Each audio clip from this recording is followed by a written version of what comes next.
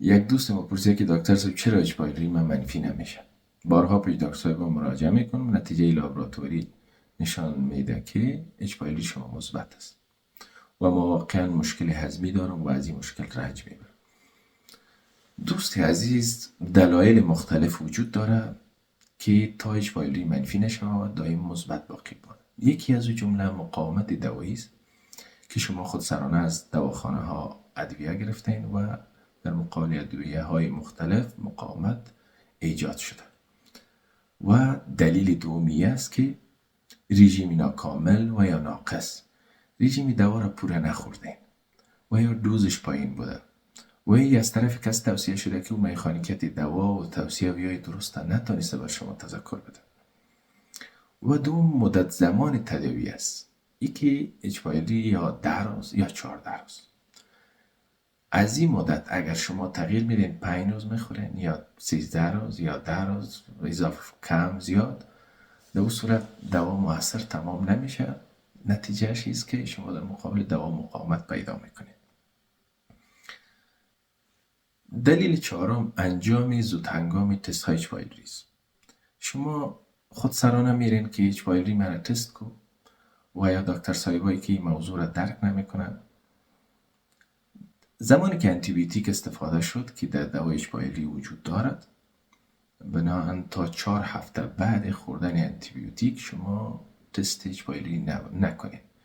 یا فالس نگاتیو یا فالس پازیتیو وجود میاد، هر دوتاش کاذب است.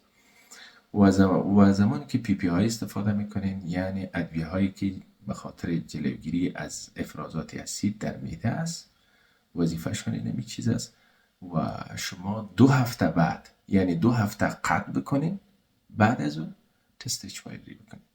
و بهترین تست اینجا که از یوریا برد تست است که از طریق تنفس انجام داده میشه و او دقیق نتیجه را نشان میده.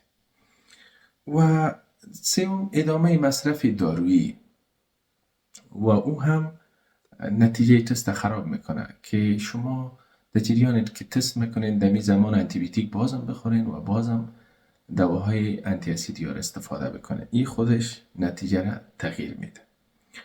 و یا آلودگی مجدد، ساحه خیلی منتن است یا حفظ الصحه مراعات نمیشه، دو ساحه بار بار اچ پایلوری مثبت شده میکنه. مثلا این خو امراض است، این دفعه اگر تو رعایت نکنی وقایت درست نشوه، دکتر صاحب توصیه و نوی خوردن دوا رو برای تو وضاحت نده، بازم اچ پایلوری مثبت برمیاد و بازم اونمو اعراض علائم خود داره. کدام نوع تست ها بهتر است که شوه؟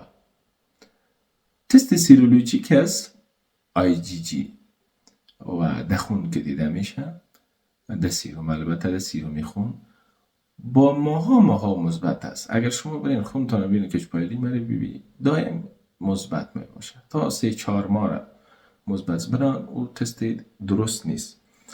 بهترین تست که است استول اچ پایلوری انتیجن است، یعنی انتیجن اچ پایلوری را در استول دیده شود، یعنی استول اگزم. و دوم یوریا برد تست که از طریق تنفس تست میشه. و سوم اندوسکوپی است که بایوپسی باید شود، یک قسمتی از مخاط معده گرفته میشه و لابراتوار روان میشه، پاتولوژی میشه، مطالعات میشه. نتیجه ای که اچ پایلوری هست یا نیست. او این چند تست بهترین تست هست که اگر شما خواستین به این تست هایی که مثلا 200-250 میشه، زمانی که اچ پایلوری دوامدار باقی مانه، شما باید تست های پیشرفته را انجام بدین.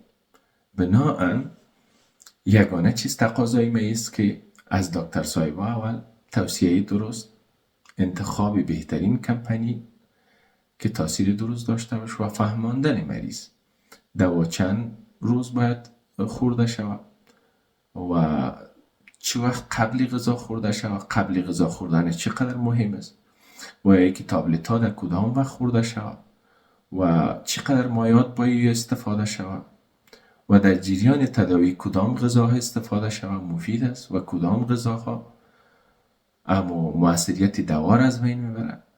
دکتر صاحب باید وقت از این داشته باشه، نه که 40 مریض دکتر میبینه، 50 مریض میبینه، 60 مریض میبینه.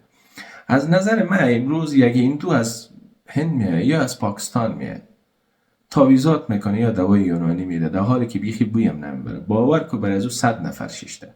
این نشان دهنده از این نیست که هندو درک علمی داره و یا هندو کدام دکترا کرده، کدام پیشدی کرده یا کدام بخش در توابت مفهمه یا خوانده. او لیاقتش چیست که درک کرده که فیصدی سواد در افغانستان پایین است. هر کسی که بره و در اونجا یک لقمه روزی خورده میتونه. بنابراین کتله زیاد مردم ما میره، کسی را به نام راحت میده، کسی را به نام راحت صحت، کسی را به نام چاقی، کسی را به یک نام و دیگه نام دوا میده و بالاخره چند وقت گذشته هندی رفته هند و پاکستان میبینه که اینجا رینال فیلر گردای خود مریض از دست داده به خاطر از اینکه چاق باید شود، دوا برش هندو داده، قلب خود از دست داده، دماغ خود از دست داده، ضعف عضلاتی و ضعف استخوان برش پیدا شده. بنابراین دکتر که مریض همراه ششت تاریخچه درست گرفت، دوا را به صورت درست توصیه کرد و حتی مشکلات اقتصادی مریض مد نظر گرفت. ایتونه که لابراتوار سر به خود هر قدر پولی که گرفت دواخانه میتونه، باید مریض معرفی کنی که مشکل اقتصادی داره یا من پیسی زیر اجرا میکنم یا خودت تخفیف برش بدی. بنابراین زمانی که اخلاص از طرف مریض، از طرف دکتر، از طرف دواخانه، از طرف لابراتوار، از 4-5 طرف اخلاص موجود باشه، انشاءالله و رحمان هر نوع میکروبی که باشه و از بین میره و مریض ما صحت یاب میشه. السلام علیکم و رحمت الله.